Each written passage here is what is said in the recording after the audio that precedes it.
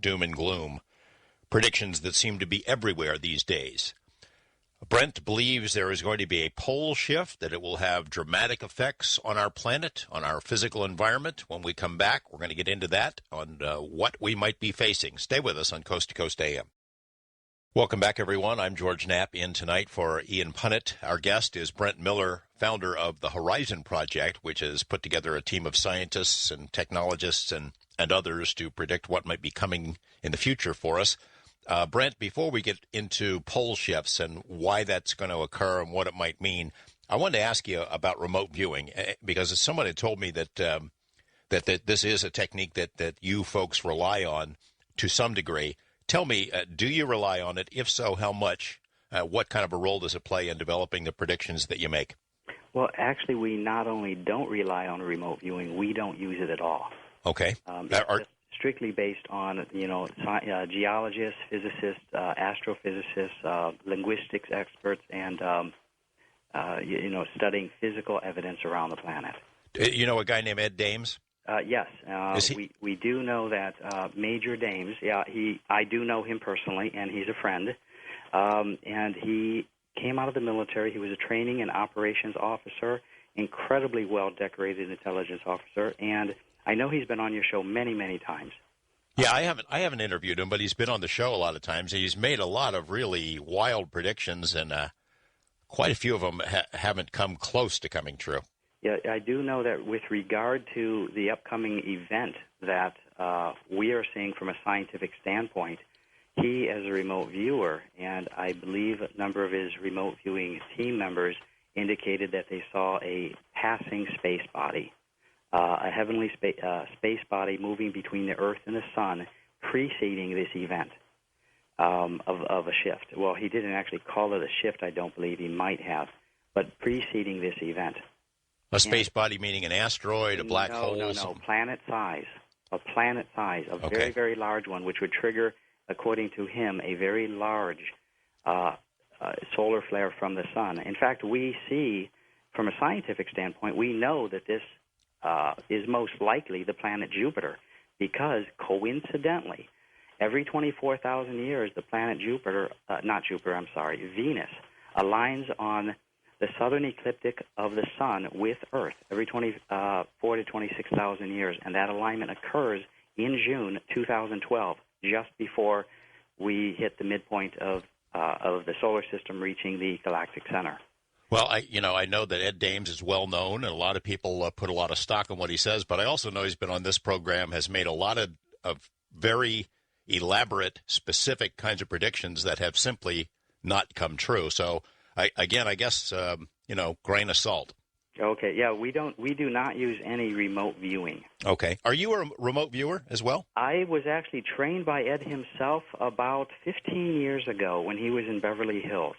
And it is an amazing tool, but we don't use it because it doesn't give us the detail or the vast amount of incredibly detailed information we need in all the various disciplines of study we need. We rely on the top-notch scientists literally on the planet, going to them and them coming to us in order to cross-reference the data to make sure that we don't miss anything.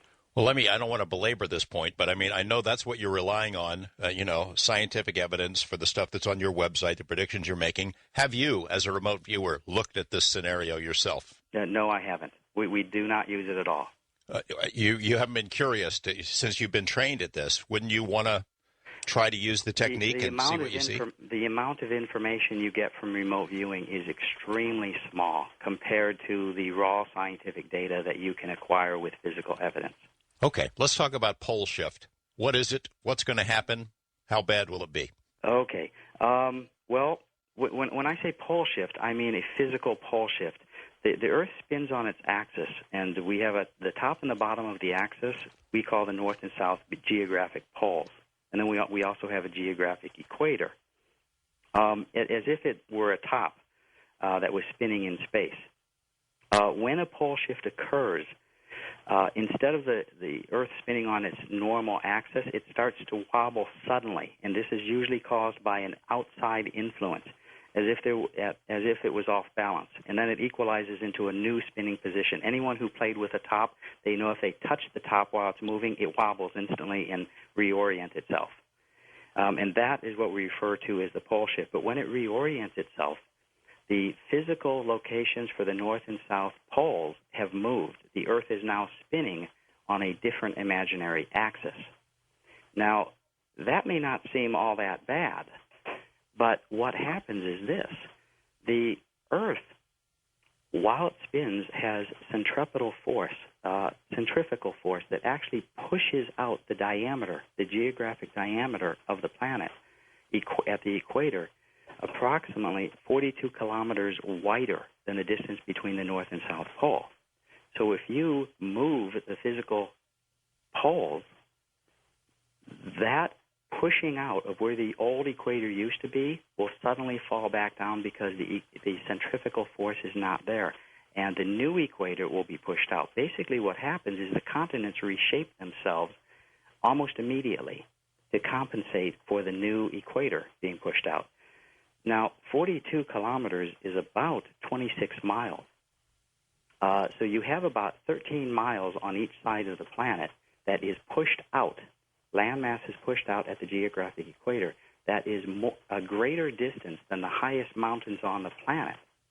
So during this time, and since the planet is covered by 70% water, during this sloshing about, as the Earth wobbles, it reorients itself to equalize the external pressure.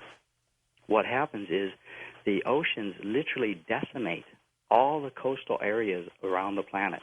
And in addition to that, continents will actually sink beneath the ocean and other continents will rise up.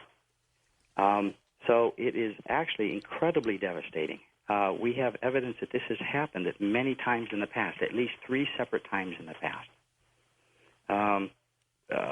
When was that? One of the things you would see, well, the last time it happened, the evidence shows that it happened at approximately 9050 BC.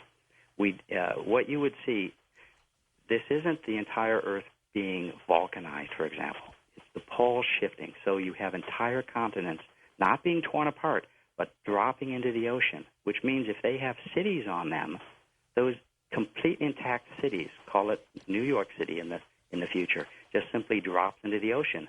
So future civilizations a few thousand years later can look at the bottom of the ocean and see the remnants of the city. That's what we see all over the planet today.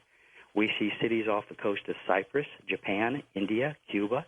We see them at the bottom of Lake Fuxan in China. They cover the globe. And these cities are not just minor debris. They're major metropolitan areas, massive rock structures in these ancient cities, which have temples, pillars, pyramids, streets, etc.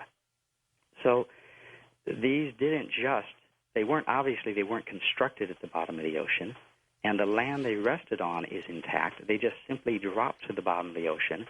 And in addition, when the pole shift reoriented the equator, new land masses, which were at the bottom of the equator, suddenly move with the new centrifugal force pushing the landmass out, move to the light of day. An example of that is just west of Las Vegas, at the top of the mountains, we have Coral Head, which is approximately 11,500 years, dating the same, the carbon dating to 9,000 BC.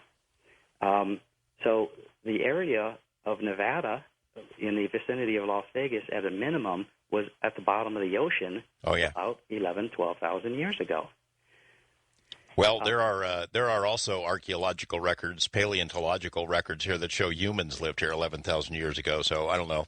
Yeah, we don't know how much of the land mass has moved up and down. Right.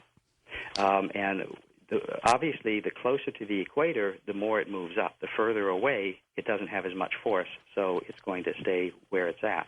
Well, you are right that the most of Nevada and the Great Basin was covered by water a long time ago. It occurred to me as you were saying that, Brent, was about 9,500 years ago. I wonder if that's related to the Atlantis legends. Well, you know what? When we started studying prophecy, when we started collecting the documents is the first part. Going through 10,000 documents is the hard part. It requires an incredible staff of people collecting it and consolidating it into categories.